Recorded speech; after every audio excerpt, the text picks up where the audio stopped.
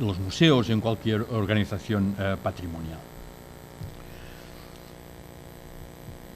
Digamos, un poco yo pienso que esta utilización social de los museos tenemos que empezar a hacer, digamos, antes, ¿no? Tenemos que empezar a aplicar en un momento anterior, en una fase anterior, y un poco la idea de que tenemos que tener presente un poco cuáles son los bienes o qué bienes, ¿no?, nosotros consideramos patrimonio y por tanto dignos de utilizar en un museo, en una organización patrimonial, ¿no? Entendiendo un poco como una de las frases que veíamos antes, ¿no?, de Llorenç Prats o de otras personas, ¿no?, de que entendiendo que el patrimonio, los elementos, los bienes que consideramos patrimonio no lo son por ellos mismos, sino son porque nosotros los consideramos. Tenemos que un poco reflexionar cuáles son los bienes que nosotros hemos considerado patrimonio y entender, digamos, que cuál es la memoria histórica, cuál es la herencia histórica, ¿no?, que ilustramos a través de estos elementos que patrimonializamos.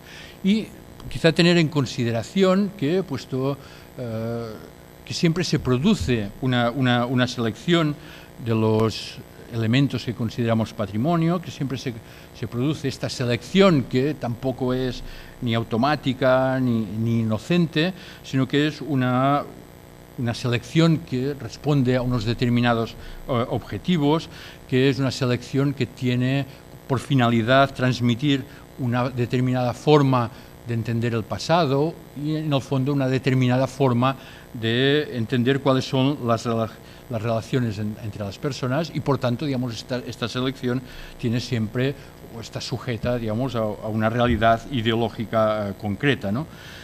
La idea es que siempre que no es el conjunto de la sociedad la que determina qué es y qué no es patrimonio, sino que son unos determinados sujetos del presente los que tienen la capacidad para determinar qué es y qué no es patrimonio. Por tanto, tienen la capacidad de dar un valor añadido a unos bienes y convertirlos en patrimonio.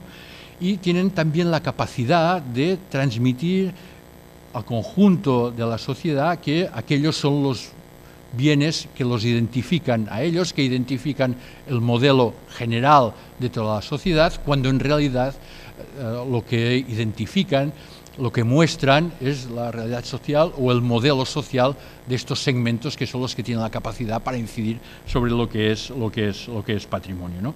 Poco se situaría, por tanto, en la idea de que son unos sujetos los que imponen al conjunto de la comunidad, de la sociedad, esta concepción patrimonial, y el resto de la comunidad, el resto de la sociedad acaba asumiendo estos elementos y los acaba haciendo propios cuando en realidad no son suyos, sino son de otros segmentos, y cuando en realidad quizá no reflejan su herencia histórica, no reflejan en el fondo su identidad, sino que reflejan un poco la identidad o la forma de entender la sociedad, o la forma de entender, digamos, las relaciones sociales de otros grupos, ¿no?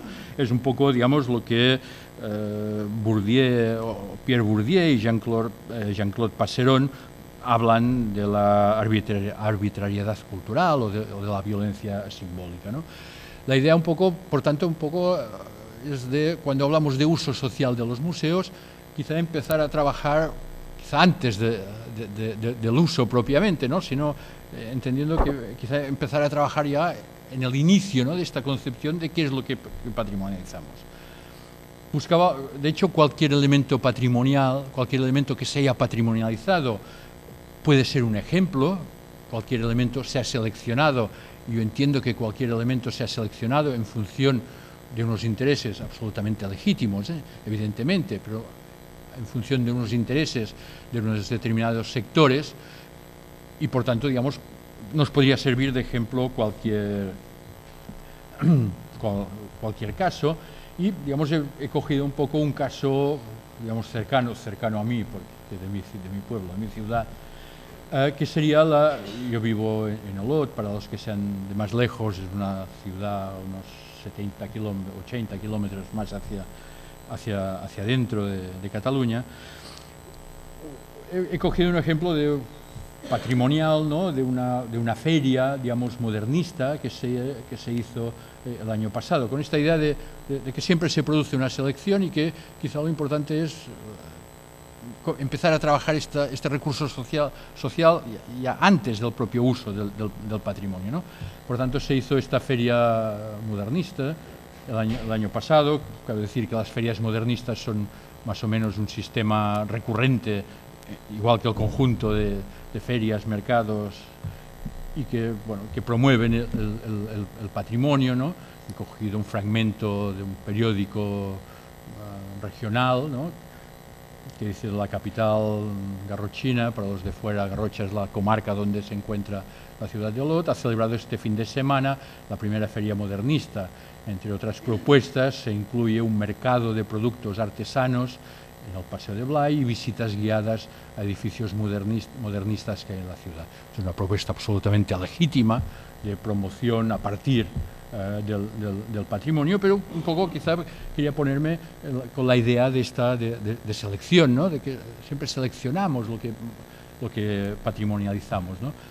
Es cierto, ¿no?, la ciudad de Olot, quizá como muchas otras ciudades, no tiene edificios modernistas, casas Morales, etcétera, edificios modernistas, tiene artistas modernistas importantes, Miguel Blay, un escultor, digamos, modernista importante, que está bien presentado con una muestra importante de obras en el museo de la ciudad, pero un poco con esta selección, quiero insistir un poco en esta selección, ¿no?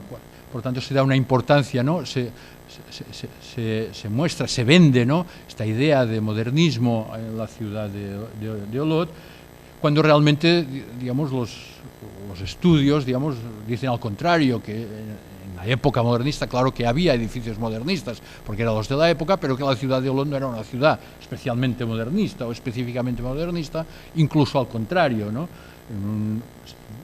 Personas estudiosos del movimiento pictórico y literario catalán y olotense, pues también he sacado una frase publicada por ellos, dicen que la imagen literaria y pictórica de Olot constituye durante el cambio de siglo uno de los emblemas del antimodernismo. Por tanto, cuando científicamente es el antimodernismo, lo que hacemos para promocionar el patrimonio es hacerlo al revés, ¿no? Pero además, Olot era una ciudad industrial, ¿no?, que por eso en parte se construyeron algunas de estas casas modernistas. Por tanto, en estos momentos, ¿no?, a principios del siglo, 1905, 1910, 1915, hubo una gran conflictividad social también en Olot. En Olot había un movimiento fuerte, un movimiento obrero muy fuerte, con 7 sociedades obreras distintas, con influencias de la Semana Trágica, con procesos judiciales abiertos, con obreros en las cárceles, con lockouts patronales, con huelgas bastante potentes, ¿no? Quizá, digamos, yo pienso que no es la imagen, ¿no?, del Olot de estos centros. Pero esto insisto que es absolutamente legítimo, pero es una selección. Pues el caso de Olot, porque es mi ciudad y porque así, ¿no? Pero bueno, podríamos encontrar muchísimos, ¿no? Por tanto, un poco este uso social, ¿no?, yo pienso que hay que ir a buscarlo, o sea, no solo en la difusión, ¿no?, sino hay que buscarlo ya en el propio concepto, ¿no?, de museo, en el propio concepto de patrimonio, si queremos, digamos, que refleje a sectores mucho más amplios de la sociedad, mucho más amplios de la comunidad. Tenemos que buscarlo en qué es lo que patrimonializamos, qué elementos patrimonializamos, pero también tenemos que buscarlo en qué es lo que explicamos a través de estos elementos que patrimonializamos, ¿no? Puede ser muy distinta la explicación, el uso que demos de estos elementos patrimoniales. Un mismo elemento puede reflejar herencias culturales y herencias históricas distintas, todas legítimas, evidentemente, pero tenemos que ser conscientes de lo que reflejamos. He buscado algún ejemplo, ¿no?, y un poco con esta idea, ¿no?, de que con unos mismos elementos, el blat, el trigo, un ejemplo de trigo prehistórico, inicios de neolítico, agricultura en el neolítico, ¿no? Un poco dos explicaciones sacadas de exposiciones que se han hecho en Cataluña, ¿no? La primera dice: las prácticas agrícolas permitieron adaptar la producción de alimentos a las necesidades del grupo. Gracias a ellas se alejó la inseguridad y la incertidumbre, ya no se dependía de la suerte y del azar de la caza de Panemara.